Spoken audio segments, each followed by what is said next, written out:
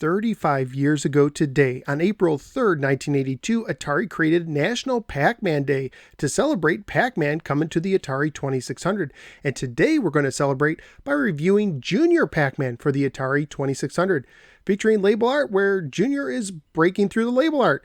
Naughty, naughty, you're going to have to pay for that. Let's go ahead and take Jr Pac-Man, pop it in my Atari 7800 Pro system, and see how it holds up today. Let's go to the game. Jr Pac-Man was published by Atari and carries a copyright year of 1984, although it was delayed due to the sale of Atari in the same year, and didn't hit store shelves until 1986 at the earliest.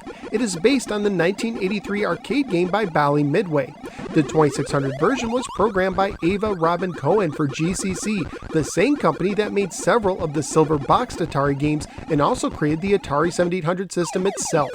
According to the manual, Jr Pac-Man has twice the energy as his folks, Pac-Man and Ms. Pac-Man, and he's invited you to play with them on a playground where you'll spend most of your days chasing magic candy while avoiding 4 ghostly bullies, Inky, Blinky, Pinky, and Tim, who'll tickle you to death if they catch you.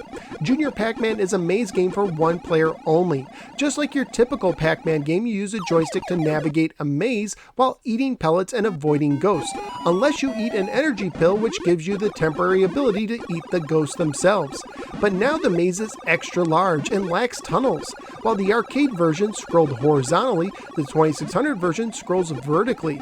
You can also eat toy candies on each level that will bounce around the screen, but when they touch a regular dot, they make them larger, making them worth more points to eat, but also slowing you down more than regular pellets do. And they can also destroy power pellets. Clear all the dots in the maze and you move on to the next level with a new toy candy. Scoring wise, you get 10 points per dot and 50 points per large dot or energy pill. When eating Ghost after Energize, you get 200 points for the first, 400 for the second, 800 for the third, and 1600 for the fourth when eating them using the same energy pill.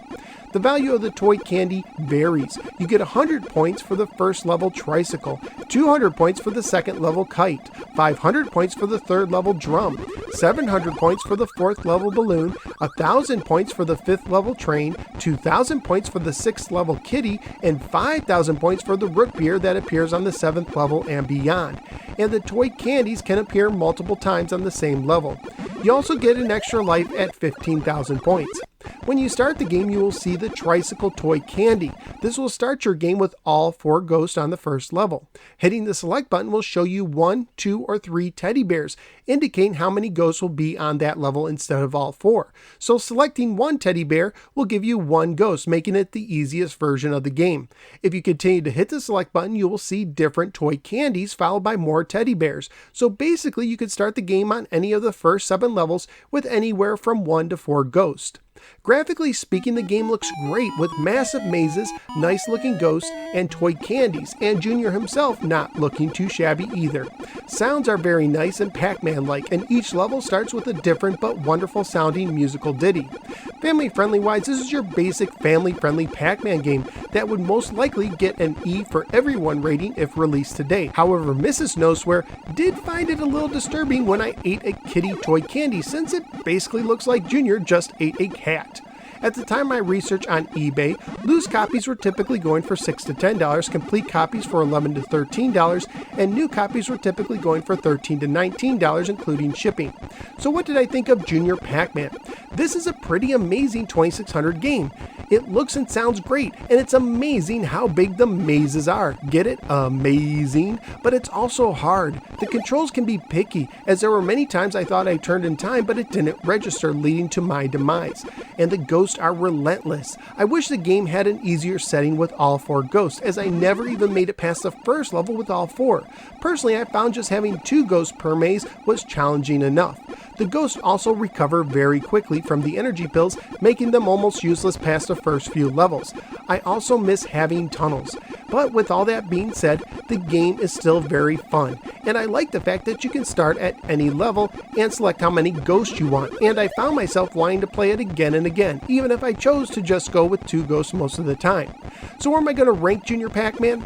Master Pac-Man players may like this more than Ms. Pac-Man, which I have at 6, but I personally like Ms. Pac-Man more since it's more my speed. I also would rather play some other top 10 games like Dig Dug and Space Invaders at 8 and 9, but I will put Jr Pac-Man over the also fun Keystone Capers at 10. So out of the 119 games I've now ranked on the 2600, Jr Pac-Man is chomping into the 10th position. Jr Pac-Man offers a senior level challenge, but is still one of the better made games on the system. So what do you think of the game? Whether you agree or disagree with me, feel free to let me know in the comments below. Also feel free to click the like and subscribe buttons and follow me on both the Facebook and the Twitter. And I'm also a member of the Retro Junkies Network. At this time, I'd like to thank everyone who supports the show on Patreon, including Ed Ladd and Controllers, Richard the Prisoner, and Janitor Sean from the Atari 7800 Homebrew Podcast, among many others. Thank you, everyone. If you'd like to become a Patreon supporter, just go to patreon.com/NoSwearGamer for more information. Thank you for giving me a little part of your day, and I look forward to seeing you next time on the next episode of the No Swear Gamer. Take care and have a happy National Pac-Man Day.